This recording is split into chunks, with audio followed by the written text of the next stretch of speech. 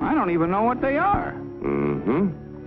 In that case, it might be a good idea to get a little information with a fellow who owns and operates a company that makes and sells oil drums. Each year, customers buy more and more from our because he makes a better oil drum than his competitors. One day, customers demand more oil drums than the owner can produce. He figures it will take about $3 million to do the job.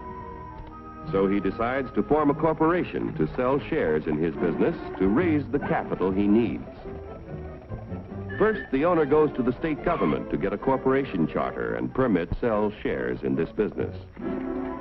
Next, our friend goes to an investment banker and shows him the record of the oil drum manufacturing company's past performance and plans for expansion. The investment banker decides to help our friend sell shares in the corporation to raise the $3 million. However, before any shares in the corporation can be sold, certain information must be filed with the Securities and Exchange Commission in Washington. The investment banker and the owner must swear that the information they file contains nothing but the truth. Registration with the SEC does not imply that the government approves the stock issue as a good investment, but only assures the public the material statements about the stock issue are false. Punishment will be according to the law. After SEC registration is effective, the investment banker pays the owner $3 million in exchange for a certain number of shares in the Oil Drum Manufacturing Corporation.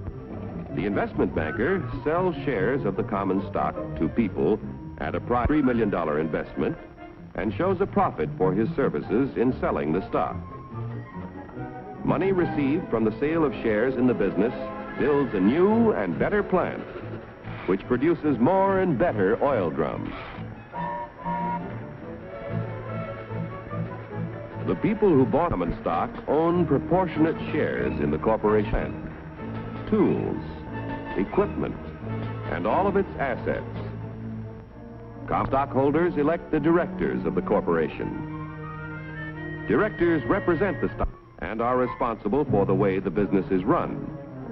Directors determine the amount of dividends, if any, to be paid out of earnings to the stockholders. Naturally, when stockholders invest in a business, they hope to receive dividends to help pay for necessities of life. Within a few short years, an increasing demand for the company's product poses a friend. How can he fill all the orders? He will have to build more plants and buy more tools to increase production of oil drums. It will take about $20 million to do the job. One way to get this additional capital is to sell more stock to many more people. So the Oil Drum Manufacturing Corporation votes to send its president to the New York Stock Exchange to see if their common stock can qualify for listing. The corporation wants to list its securities on the exchange so that the additional stock they need to sell will be more attractive to investors all over the nation. Securities listed on the New York Stock Exchange can be sold for cash any time in this national marketplace. Each year, inquire about listing their securities, but only those which can pass a thorough examination as to their financial health are accepted. Calling the president of the Oil Drum Manufacturing Corporation. Calling the president of the Oil Drum Manufacturing Corporation. Report to Examination Room B. Attention all members of the Stock List Department. Report to Examination Room B. The Stock List Department examines the qualifications of corporations to be listed on the New York Stock Exchange. The corporation must have substantial assets in plants, tools, equipment, and cash. There must be a broad distribution of its shares among a large number of stockholders. The corporation must show successful management and sales records and annual net earnings at the time of listing of at least $1 million. The proposed stock issue must meet federal, state, and New York Stock Exchange regulations. The corporation must agree to report to its stockholders at frequent intervals. If the examination by the Stock List Department indicates the corporation meets minimum requirements of the exchange at the time of the examination, the corporation's application for listing is recommended. The Board of Governors of the New York Stock Exchange finally approves the application and sees that it is made public. Extra, extra, read all about it. Now that the Oil Drum Manufacturing Corporation stock is listed, its name is abbreviated for use on the ticker tape.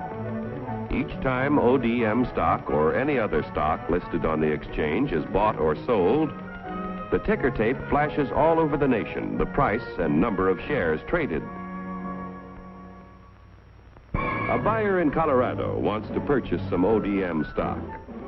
The buyer's broker in Colorado sees that the last ODM transaction was at $10 a share.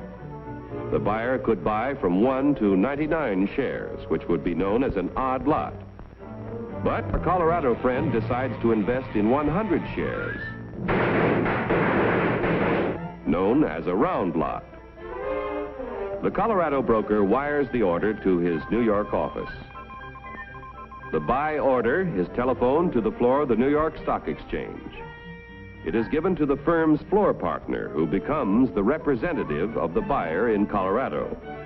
The floor partner goes to the post where ODM stock is traded. The representative of the buyer in Colorado bids $10 a share for 100 shares. But at the moment, there is no stock offered for sale at this price. In the meantime, however, in Maine, an ODM stockholder who needs cash decides to sell his 100 shares if he gets $10 a share. The Maine broker wires the sell order to his firm's representative on the floor of the New York Stock Exchange. This firm's floor partner, representing the seller in Maine, offers to sell 100 shares of ODM stock at $10 a share. The price of $10 a share is mutually acceptable, and the transaction is made. Like the cowboy in Colorado and the fisherman in Maine, investors all over the country use the facilities of brokers who are members of the New York Stock Exchange whenever they want to buy or sell stock of companies listed on this national market. Yesterday's savings financed the miraculous growth of our railroads, automobiles, airplanes, farm machinery, communications, electric light and power, textiles, and countless other industries contributing to a more enjoyable life. If a part of our savings continue to flow into industry, American labor, management, and capital can continue to build new tools and plants. Industrial expansion creates jobs for hundreds of thousands of young people who must find employment each year. A growing capacity to produce things which make life better in peacetime can be our greatest protection in time of war. When danger threatens, we can convert industry to produce the things we need to defend ourselves. Common stock investments have helped to make our country prosperous and powerful.